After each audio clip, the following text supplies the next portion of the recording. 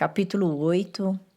O processo de vivência dos momentos acarajés, a favor da vida com dignidade.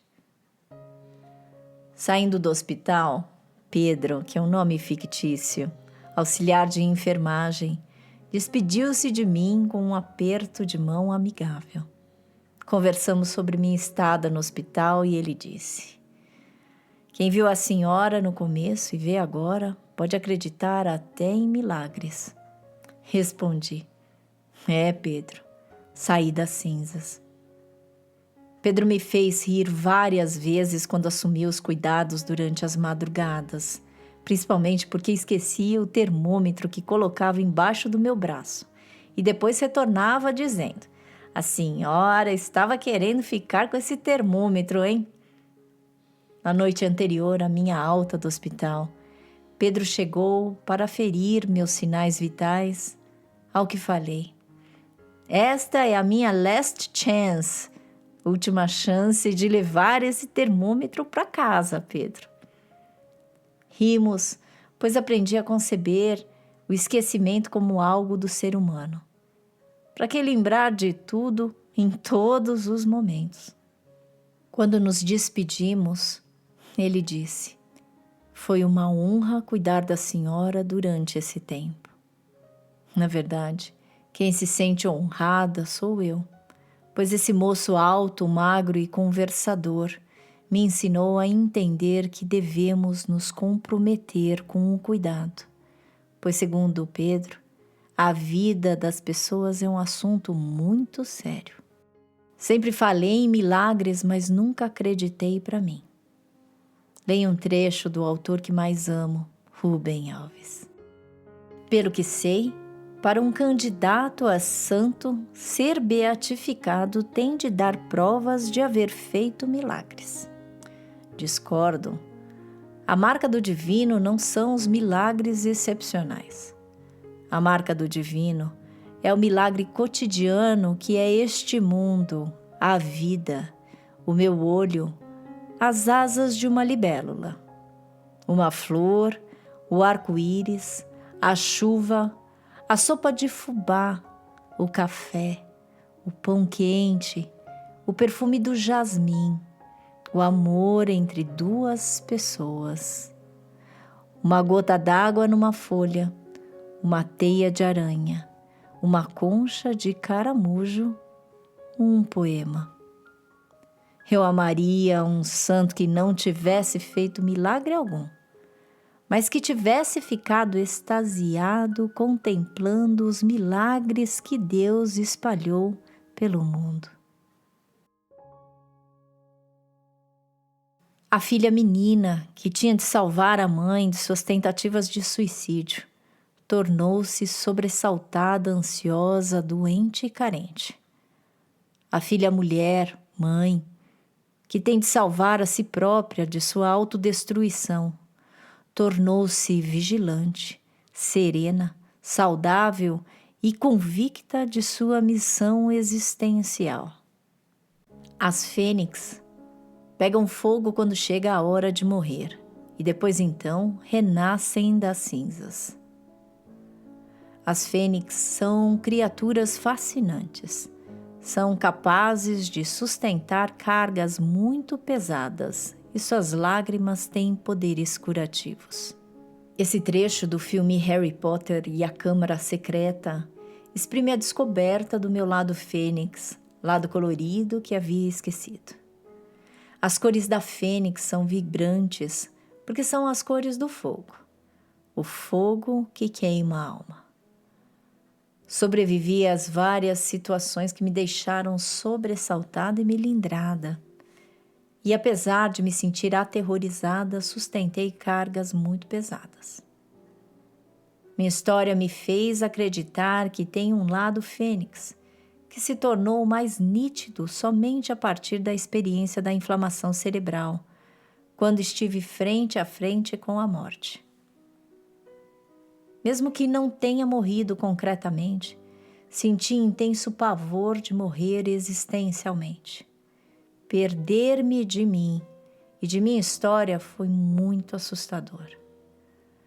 Acredito que os enfraquecimentos motor, espiritual e emocional foram as cinzas, pois senti o incêndio existencial que percorri e que inflamou minhas vísceras e cérebro, e que ao recuperá-las, ressurgi com a mesma intensidade da força que me fez morrer. Se eu souber onde mora a minha esperança, terei razões para viver e razões para morrer. E a vida ficará mais bela, mesmo no meio das lutas. Rubem Alves novamente. Quando nos deparamos com a morte, podemos tomar duas direções.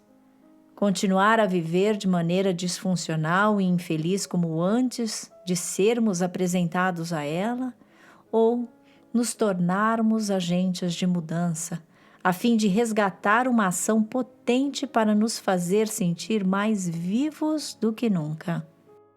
A segunda alternativa foi a minha escolha. Para tanto, foi necessário respeitar cada ferida que ficou em carne viva e o seu tempo de cicatrização. Também contei com a compaixão por mim e descobri que o que realmente preciso para ser feliz é escolher entre o bom e o ruim para mim, em cada momento de minha vida. Quero lembrar que ninguém se autoconhece se não tiver autocompaixão. Se muitos advogam a favor da morte com dignidade, eu, Karina Okajima Fukumitsu, advogo a favor da vida com dignidade, pela qual todo e qualquer ser humano sabe o que quer e como deseja satisfazer as suas necessidades. O problema não é cair. O problema é você acreditar que não encontrará forças para se levantar. Hoje, tenho clareza do que escrevo. Nada é por acaso e as coisas acontecem porque deviam ter acontecido exatamente como aconteceram. E se não aconteceram, talvez seja porque não era para acontecer. Simples assim. Descobri que é preciso criar, desenvolver novas formas de enfrentamento e, por consequência, novos ajustamentos criativos. E o que deve prevalecer é a ação, escolha e liberdade existencial. A partir da premissa de que tudo tem seu tempo para acontecer, saí da forma conhecida e que representava um grande impedimento para que eu pudesse descobrir minha forma singular. Além de mim, as pessoas ao meu redor também se transformaram, bem como minha existência ganhou novos sabores e descobertas que provocaram a sensação de ser proprietária da minha própria vida. Em relação à mudança, faço minhas palavras a de Monja Coen, quando questiona quantas coisas já enterramos e já sofremos muito ainda por isso. Sim, apesar de estar morto e enterrado, teimamos em manter aquilo que nos faz mal dentro de nós. Eu posso escolher. Você pode escolher. Se transformar e se cuidar. Você está ouvindo o podcast Se Tem Vida, Tem Jeito. Eu sou Karina Okajima Fukumitsu e convido você a compartilhar comigo o caminho do acolhimento.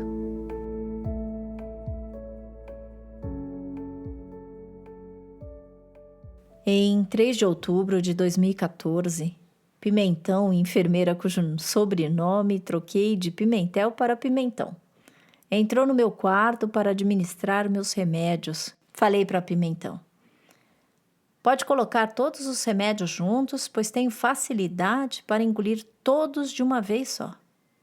E foi o que Pimentão fez. Enquanto isso, nos bastidores, pensei cá com os meus botões. Já engoli muita coisa boa e muita coisa realmente ruim.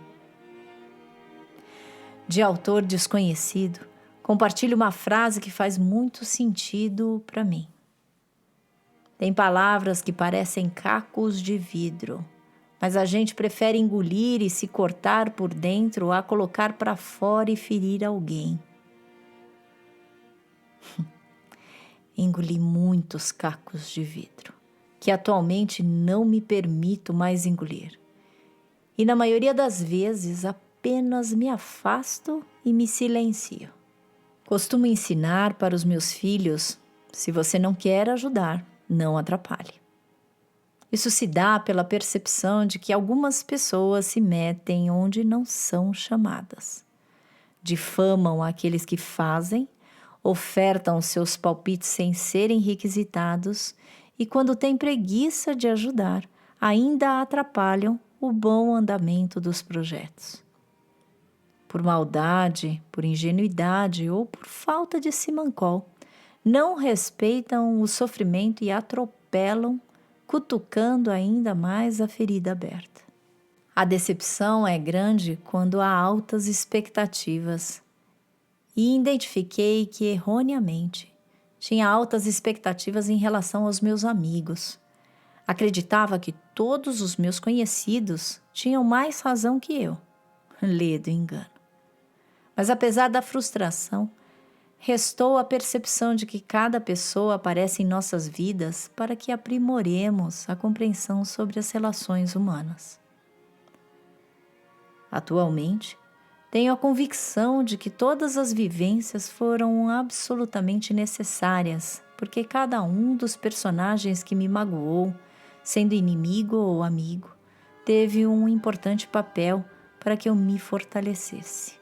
Em outras palavras, eles foram instrumentos para que eu acordasse para a maneira disfuncional e sem proteções com que me relacionava. Percebi que as decepções acontecem quando se deposita a confiança incondicional de que a pessoa nunca nos machucará. A maioria das separações e distanciamentos em minha jornada aconteceram de maneira ingênua e com o coração muito aberto. Sempre incentivei o respeito, mas nunca havia percebido que precisava priorizar o autorrespeito. Dei-me conta da cegueira ao direcionar meu esforço para brigar pelas causas dos outros ou para investir muitas energias nos sonhos de outrem. Foi necessário fritar concretamente meus caros neurônios para iniciar a metamorfose em minha existência. A nova maneira de agir para com o que é tóxico para mim é resultado da aprendizagem que não devo mais valorizar os indivíduos que se aproximaram de mim por interesse, ou que desejaram me usar como escada para enaltecer suas próprias vaidades.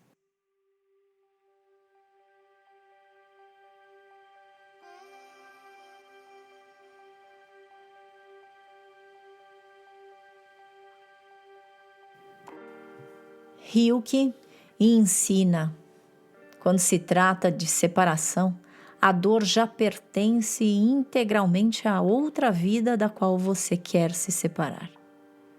Deixo o outro que deseja meu mal com a dor que pertence a ele.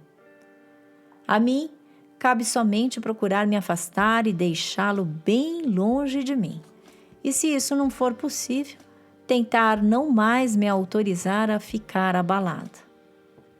O sofrimento de me sentir desrespeitada provocou a reflexão profunda sobre meu jeito de disponibilidade incondicional de ser com as pessoas.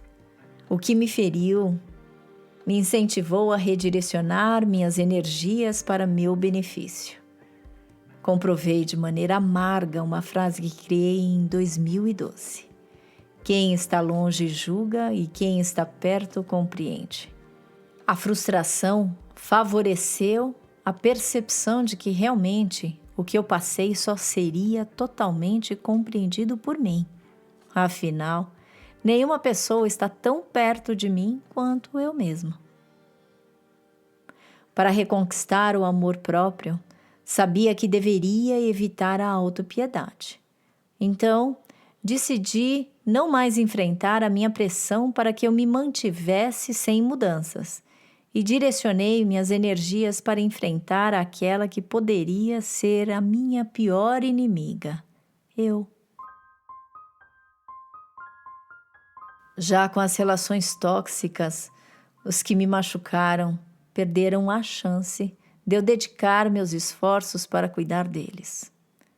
Caso o outro me machuque, não se desculpe, ou não se importe com o fato de ter me ferido. Terei paciência e tentarei me afastar. Preciso aprender a manter as relações que mostram validação e não aprovação. Pois quem é o outro para me aprovar ou não? Da mesma maneira, quem sou eu para aprovar ou não as atitudes de alguém?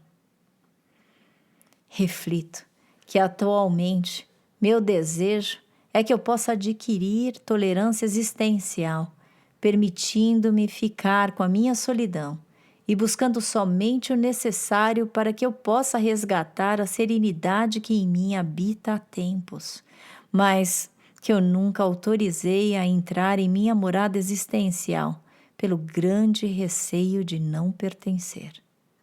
Não eram apenas as minhas altas expectativas que provocavam a decepção. O desrespeito para com as minhas necessidades interferia muito mais em meus relacionamentos. Concluí que todo ser humano decepciona o outro simplesmente pelo fato de ser humano. O respeito talvez seja o requisito mais valioso e essencial para a harmonia de todo relacionamento humano. Respeitar alguém é uma escolha deliberada para que a pessoa possa se sentir confirmada em suas ações, ou seja, respeitando suas necessidades singulares, a pessoa se sente legitimada em seu existir e pode se apoderar de sua existência em vida. Verso sobre o respeito, pois tive diversas dúvidas em relação a mim e ao meu potencial de restabelecimento, a partir do momento em que comecei a dar ouvidos aos comentários de terceiros e até de pessoas próximas que me acompanham na jornada até agora. Para mim, o desrespeito gera decepção. Considerar a ação do outro gerou a frustração de não ser acolhida em minhas ações, mesmo que parecessem loucas, eufóricas ou até sem sentido para quem as acompanhou. As difamações, julgamentos e medo do sequestro da autoria do que produzi. O desrespeito por parte de pessoas próximas e, principalmente, a dificuldade em me livrar de indivíduos que não me deixavam em paz no meu caminho, deram origem à frase: quanto maior é a ameaça, maior é a proteção. Aprendi que uma dama deve elegantemente sustentar os amores que valem a pena. Valer a pena abarca um preço a ser pago para se relacionar com um outro que é, ao mesmo tempo, diferente e semelhante a mim. Suspeito que a necessidade de reconhecimento tem relação com a inabilidade de se conhecer, pois se reconhecer significa conhecer novamente. Como podemos esperar reconhecimento se não nos conhecemos, nos aceitamos e não nos apropriamos de quem somos? Fico admirada ao perceber como me acostumei com a dor e tenho certeza de que o que apaziguou meu coração ferido foi exatamente o entrelaçamento entre dor e esperança. Fui medíocre com o fato de que, mesmo não estando feliz com algumas situações, mantive a exigência de que deveria permanecer no ruim. E nas relações em que me sentia desrespeitada, simplesmente porque se a situação estava assim, assim ela deveria ser mantida. Identifiquei que meu discurso era proporcional à minha preguiça, comodidade e resistência ao novo. O bom de tudo é que, apesar do que passei, não me tornei uma pessoa amarga e, sobretudo, não perdi meu sorriso fácil. Meu sorriso fácil é manifestação do momento acarajé, termo que criei para designar momentos em que nos sentimos vivos, que podem acontecer quando suspiramos. Sentimos que fazemos sentido e sentimos que a vida tem mais cores além do bege e do cinza.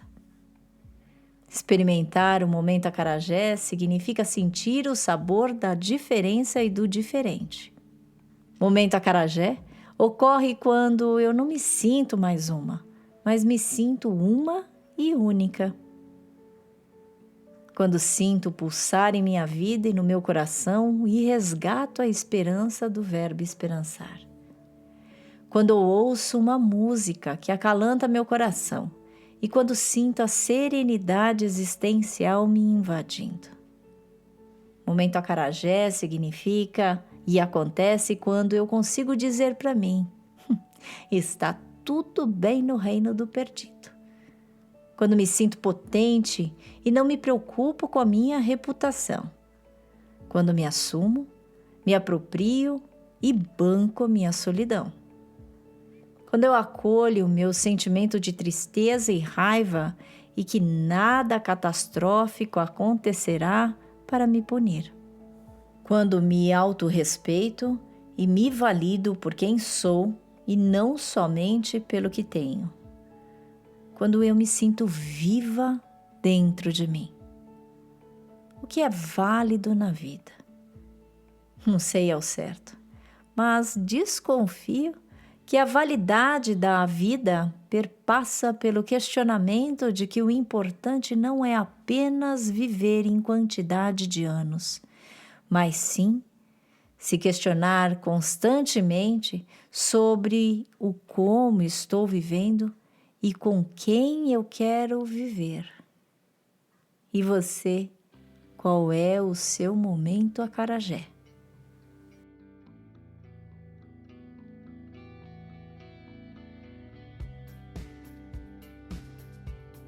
Descobri que para ser feliz é preciso ousar.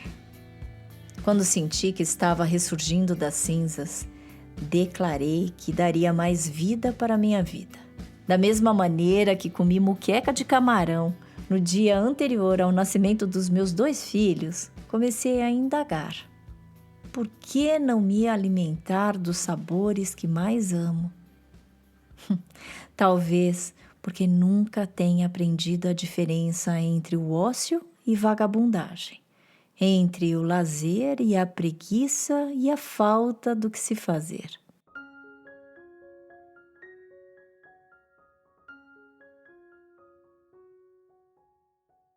Uma dessas tiras é para mim inesquecível e sempre gosto de relembrá-la ao falar sobre lazer, ócio, diversão e, claro, ambiente de trabalho. A dupla está conversando em mais um dos seus momentos de pouca dedicação. E Frank pergunta a Ernest: "Você acha que nós somos vagabundos?" Ernest não titubeia.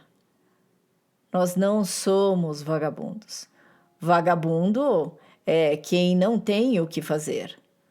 Nós temos, só não fazemos.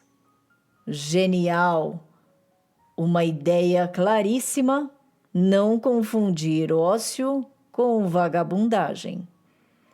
Ócio não é sinônimo de desocupação, mas isso sim, de escolha livre e prazerosa em relação ao que se deseja fazer, de modo a ser dono de seu próprio tempo. Não há, de fato, ócio para um prisioneiro ou um desempregado. O que há é apenas desocupação. A finalidade central do aproveitamento do ócio não é passar o tempo ou matar o tempo.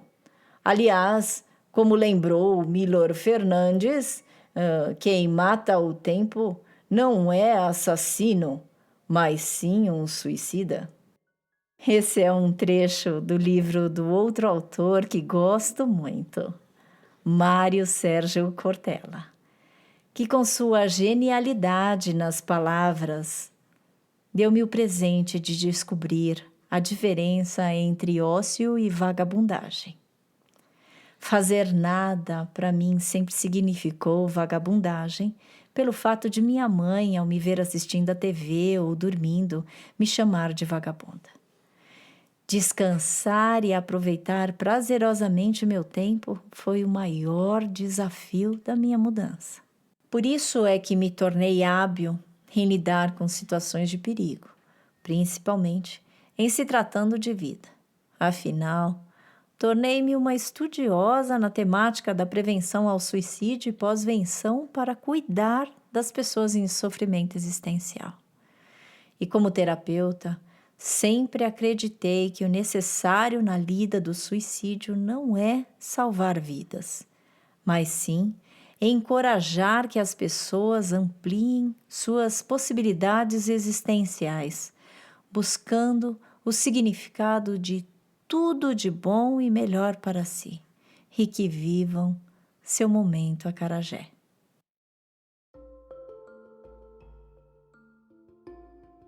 Honestamente, nunca imaginei em minha vida que estaria pesquisando assuntos diferentes da psicologia que não fossem empiricamente científicos. Mas devo dar mão à palmatória, pois são tantas mensagens que comprovam que, mesmo sentindo que estou solitária, há proteções para que eu continue em meu caminho. Sempre tive a necessidade extrema do cientificismo, até para comprovar para os outros que minhas ideias eram sérias, e por esse motivo nunca respeitei que deveria dar ouvidos às situações simples do cotidiano. Atualmente, enveredo minha atenção para assuntos que considero importantes para o acolhimento existencial. Preocupo-me com a saúde existencial que fará com que as pessoas possam se sentir mais vivas do que nunca. Agora, a necessidade de comprovação se destina apenas e exclusivamente para que eu acredite no que vivo. Pelo fato de voltar a ouvir músicas, transitar por grupos novos, de assistir televisão e de me dar oportunidades diferentes das que vivia antes do meu adoecimento, acredito que me dei chances para fortalecer a tolerância existencial. Resgatei a confiança de que deveria me organizar e entregar para que a vida se encarregasse de colaborar comigo. Devo agradecer as inúmeras possibilidades de me sentir viva.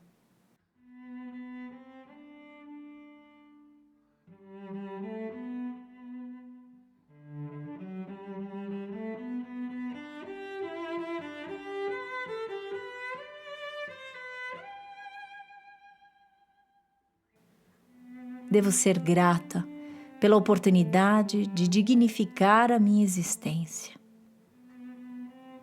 Posso ainda ver o sol, a luz, o mar. Sinto ainda a brisa em meu rosto. Não morri e não me matei. Estou viva e é isso o que realmente importa. Vivenciei momentos bons que provocam nostalgia e não mais melancolia. Pude entender o que é essencial para mim e sentir minha potência de conseguir extrair flor de pedra. E a frase do autor desconhecido me faz muito sentido neste momento.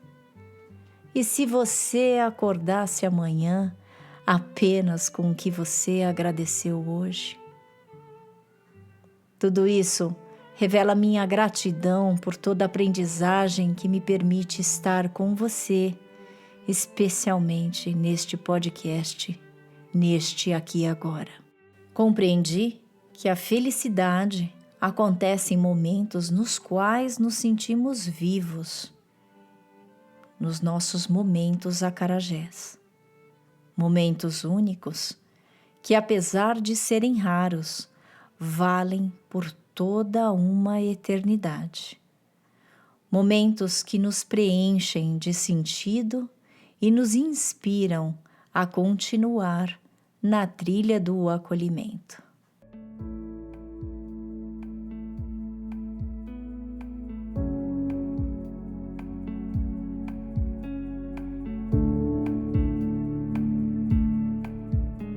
Você acabou de ouvir trechos do livro A Vida Não É do Jeito que a Gente Quer. Esse livro foi escrito porque acredito ser extremamente elegante perseverar, apesar da dor e dos tombos. Encontrar maneiras possíveis de se reerguer e procurar uma boa forma para continuar se sustentando nos próprios pés. Será uma temporada de 10 episódios. Espero você todo domingo às 18 horas. Acesse karinafukumitsu.com.br. Se tem vida, tem jeito.